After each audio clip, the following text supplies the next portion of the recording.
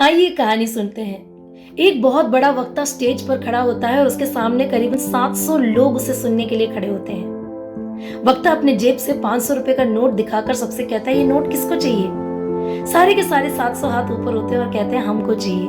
वक्ता कहता है, चलो मैं आप में से एक जने को ये नोट दूंगा, लेकिन उससे पहले मुझे कुछ करना है। वो उस नोट को अपने हाथ में लेकर दोनों हाथों से उसको मसल देता है और उस मसले हुए नोट को दिखाकर कहता है, अब ये नोट किसको चाहिए?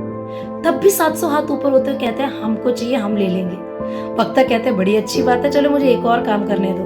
वो उस नोट को नीचे गिरा देता है और अपने जूतों के नीचे उस नोट को रोन देता है, कुचल देता है और कीचड़ भरे नोट को सबको दिखाकर कहता है, अब भी किसी को ये नोट चाहिए? तब भी 700 हाथ ऊपर हो जाते हैं, कहता है, हम ले लेंगे, हमको चाहिए।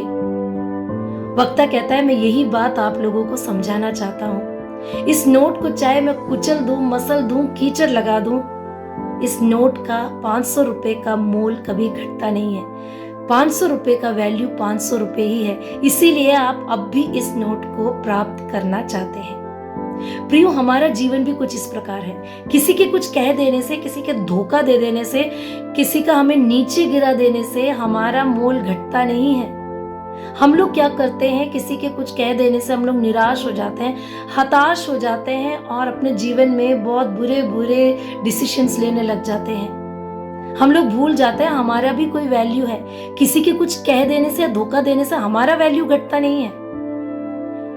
बाइबल में मत्ती रचित सुसमाचार 16वें अध्याय और 26वें पद में लिखा है, यदि मनुष्य सारे जगत को प्राप्त करें और अपने प्राण की हानि उठाए तो उससे क्या लाभ होगा?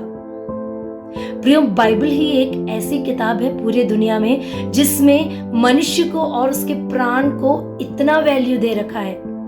मनुष्य को किसी और सृष्टि के साथ जोड़ा नहीं गया है। परमेश्वर ने अपने स्वरूप में हम लोगों की सृष्टि की है, फिर हमारा वैल्यू कैसे घट सकता है? इसीलिए आइए अपने वैल्यू को समझें और आगे के जीवन को बिताएं।